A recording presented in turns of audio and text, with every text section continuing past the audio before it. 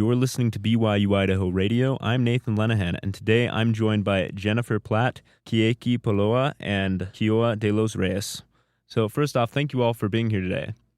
Good to be here. Yep, thanks for having us. And just to start, would you mind each of us just giving us a bit of background information on yourselves, just so the listeners can know you a little better? Sure. My name is Kieki Pouha. It's Kieki Halo Kalani o Kealoha Kahalepunum Pouha, if you want to try and say that. I am from the island of Oahu. I grew up in Kahuku, and I went to Kamehameha schools. We recently moved over to Rigby, Idaho, about 6 years ago. And I grew up in Hawaii, and the places that were mostly affected by the floods is my hometown. And I'm Kioa de los Reyes, also from the island of Oahu. Grew up in Eva Beach and Mililani, also attended Kamehameha schools. Came here as a freshman back in 2008. Got married, obviously graduated, had kids, and decided this is where we wanted to raise our family. So I run a few businesses here in Rexburg, Idaho. I am Jennifer Platt, and I'm from Arizona, but have lived here in Rexburg since 2018 and teach on campus. Had the chance to teach at BYU Hawaii last spring, fell in love, and so my heart is in Laie. Yeah, that's great. And so we have you all on here today because of the Hawaiian Flood Relief Benefit performance that's coming up. So could you tell us a bit about that and why it's happening? Sure. As many may know, or some may not know, this is what we're discovering as we're starting to advertise. But Hawaii was hit by some Kona low storms. It was consecutively over a period of about 2 weeks. And because the island cannot soak up that much water all at one time, it caused major flooding. Because of that, it has caused devastating and catastrophic flooding to homes. From where I am and where BYU Hawaii is in the community of Laie, it has been one of the harshest hit areas, including all of the North Shore and Wailua. And so that's kind of what happened. But Kioa can give you a little bit more about what is happening now. Because you were just there, right? Yeah, I was just there. Just went with a group of guys. We were able to raise some funds and went over to help out a few families and a few businesses to hopefully give them hope, help them kind of get started. A lot of these families that were hit hard lost essentially everything. I mean, the water got up to knee deep to waist deep. In some areas, cars were underwater, especially in Wailua. A lot of people, especially the families we helped in Wailua, they lost pretty much their home. I mean, one guy actually lost his home, like it went down the river. Another family that has 3 young kids, their house flooded, carpet gone. They're not in there. Vehicles flooded. So really, they don't have anything. They're living with church members. They're having cars, they're borrowing people's cars to do things. But what we've learned about the community, especially in Hawaii, is that everybody comes out. It doesn't matter what part of the island you're from or what island, and the community has helped a ton. The issue is you can clean everything up, but now it's the future and what it holds. And a lot of these people are at a point where there's no hope. And when you lose hope, it can get dangerous mentally. And trying to figure out how you support your family. So as much as we were able to raise on our own and help out the families and businesses we have, there are still a lot of families that are in that stage of wondering if there is hope. So that's the biggest reason we're having this performance and fundraiser, is to give hope to these people. And our community is so well suited to address this that in just 50 years ago this June, the Teton Dam flood happened, and BYU-Idaho, or RICS at the time, was who hosted families that were in this position. In the Hart Gym in the summer of 1976, people would gather, and it was their refuge. And so on Monday night in the Hart Gym, we will dance and we will bring I won't. They will. The spirit of aloha, and say, please, can we rally with compassion and understanding and desire to say, we can bring you hope. Yeah. And so what can people expect to see at this fundraiser performance? We have kind of a similar show, of course, not professional. These are all volunteers. We have over 60 volunteers that will be dancing, and we're dancing representing 6 different Polynesian islands. So you'll be able to come and see Tahiti and Hawaii, Samoa, Tonga, Tahiti, Fiji, and New Zealand. Those are the 6 islands that you'll be able to see. We'll have several different performances from each of those islands. And we just have a community of Polynesians that have come together. People that are there just to support and give hope, like Kioa said, back to Hawaii. Like I said, we're not professionals, but we'll be there dancing from the heart. A lot of these people have danced all their lives, so it could look very much like a professional showcase when you come on Monday. We're so excited to do this. And I think the biggest thing when it comes to Polynesian people, we love celebrating. We love celebrating our culture. We love sharing our culture. And we actually were able to go to the Polynesian Culture Center show on Saturday night. We found out last minute that we were able to get some tickets to the show. And obviously, they've done this show many times. These dancers are paid. But paid or not, a lot of us grew up dancing, whether it was for a show or for a graduation party or a family gathering. We grew up dancing, we grew up singing. So the best way we knew how to help our community was to do what we know, and that's sharing dance. And hopefully you can feel that spirit of aloha that exists in the islands. The guys I went with, we talked about this spirit, how different it is in Hawaii, and they felt it. I mean, one of them's from New York, one of them's from Texas, the other one is from Idaho Falls, and none of them have been to Oahu before. And yeah, they felt that they experienced something different, and they left knowing that they had aunties and uncles and brothers and sisters. And in a way, this is the only place you can feel that. So when your brothers and sisters are affected, it affects you. So we tried to figure out how we could best help those people all the way out here in Idaho. But we know that the community here is strong as well, and that we help here as well. And we're hoping we can share that with everyone else. And ultimately that the spirit of Rick's is meant to be the spirit of aloha.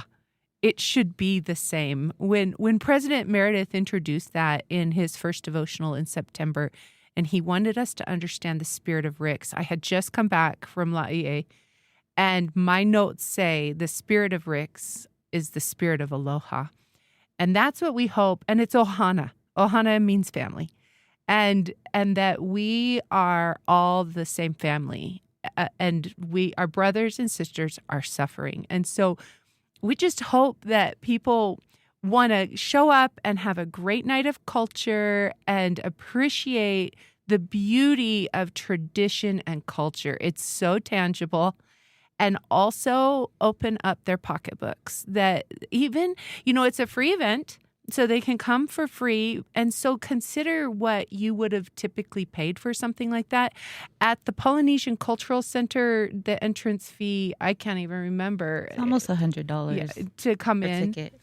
And again, that we would hope people would think in that mindset of, what would I pay to experience something like this? And then the donations will go directly, 100% will go to people who have need. And that we have vetted a foundation that will secure the funds and get them there. And so come celebrate the spirit of aloha. Absolutely. The foundation we've chosen also to directly link and send our proceeds to is called the La Hui Foundation. I had a couple of people ask questions about where exactly is, are we able to get this money to? And so it's called the La Hui Foundation. You'll be able to look it up.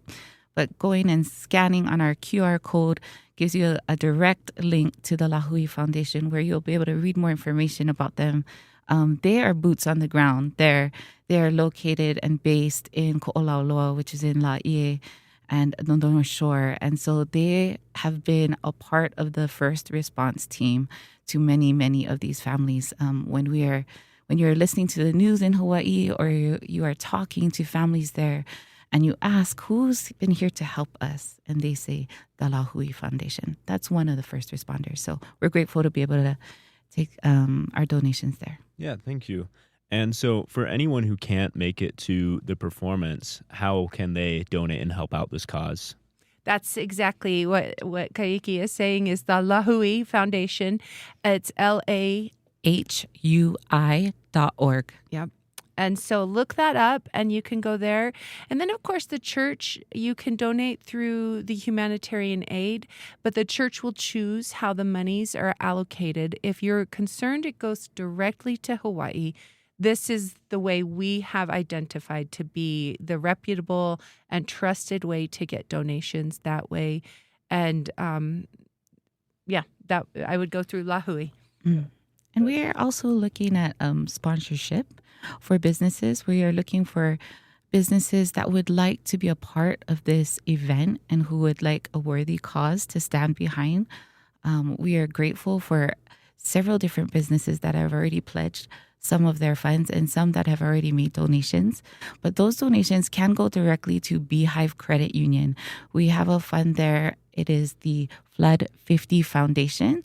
They'd be able to make a check out to the Flood 50 Foundation and deposit that check at the Beehive, any of the Beehive credit unions available. And that money will go straight to the Lahui when we are done with the fundraiser.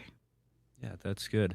It is amazing how these trials, these things, when these disasters happen, it's something I saw in my mission, the way it can bring people together and how a lot of people, regardless of belief or ethnicity and all these things, come together just to help one another through their loss. Yeah, it's been incredible to really see from beginning to end, right? Our performance is in about 4 or 5 days, but from beginning to end, it'll have only been 12 days since we started this fundraiser, since we started preparing a full 90-minute show with 6 islands, over 20 performances, and over 70 dancers that will come together on Monday. And so it will be a show to remember and a show to be a part of. And we are doing our very best to put something together so that it really is of benefit to the community and bringing our community together. Again, like Kioa said, for hope, to bring hope back to Hawaii. We're offering hope not only to Hawaii, but also to Rexburg, and bringing us together as a community to provide support, to mourn with those who mourn, and to strengthen those who stand in need of comfort at this time. And that's Hawaii. Right now, they've had about $2 billion in damages across the islands.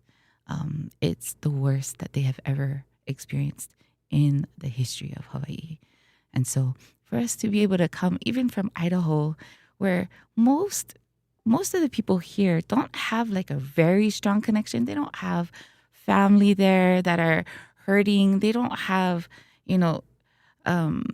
strong connections, except for maybe that feeling that they had when they were there visiting, or a friend that they had that just made an impact on them sometime in their life. And so there's not like this huge, strong connection, but there's such a strong connection because we are brothers and sisters. And because of that, we hurt when others are hurting. Like Kioa said, we're just trying to find a way to help. I wish I could have been there with Kioa, shoveling dirt and mud and cutting drywall out of homes, the whole home. They cut up to like 3 feet of drywall out of homes. I mean, an entire community that had to do that. I saw on a Facebook post, somebody asked for help, and they had 100 men show up that morning to help him cut drywall, even though all of them had to cut drywall out of their house. They showed up to his house. Yeah, one of the biggest things we saw was, and if you've met anyone from Hawaii, you'll know we're a very humble people. We never ask for help. It's true. And every business, every family did not even want to accept our funds they talked about other people who needed help, and even one of the families we found at a grocery store. We were paying for people's groceries randomly, and we found this mother. She had went to the store, and she had 3 items in her basket. And I told her, hey, we want to help you pay for your food. I was like, and she said, no, please don't. We're good. And I said, do you have kids? And she said, yeah, I got 3 young kids. And I looked at my boys and I was like, hey, yeah, go get a shopping cart. We're going to help her out. And we started picking things off to a point where I had to I had to put in extra things because she was so humble about everything. Yeah, we didn't even know that they weren't living in her home. We didn't know that they were renting a car because their cars were underwater. It got damaged. And it was awesome to see us get led to them to a point where we kind of had run out of money in our fundraiser.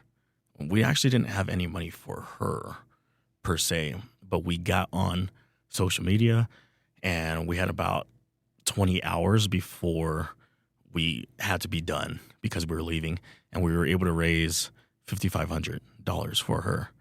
And husband's a firefighter, and even their fire station wasn't workable. They were operating outside of their own fire station, but just humble people that wouldn't let you know that they were helping other people before themselves. And a lot of times we would visit these families and businesses. We had to tell them, you have to use this for you, because we know if we bless you, you're going to bless the community, right? It's like when you go on a plane and they tell you when the oxygen masks drop, you need to put yours on before helping a kid. It was the same here, because they wanted to help other people before themselves. So really, to put it into perspective, you're not just helping people you don't know. You're helping mothers help their kids. You're helping businesses support the rest of the community. You're helping widows find ways to support their kids and grandkids. And you're giving hope in a time where hope doesn't even seem possible. Thank you all for sharing this. And Keiki, Kiowa, and Jennifer, thank you all for coming on today. Thank you for having us. Yeah, mahalo. Mahalo. Please come.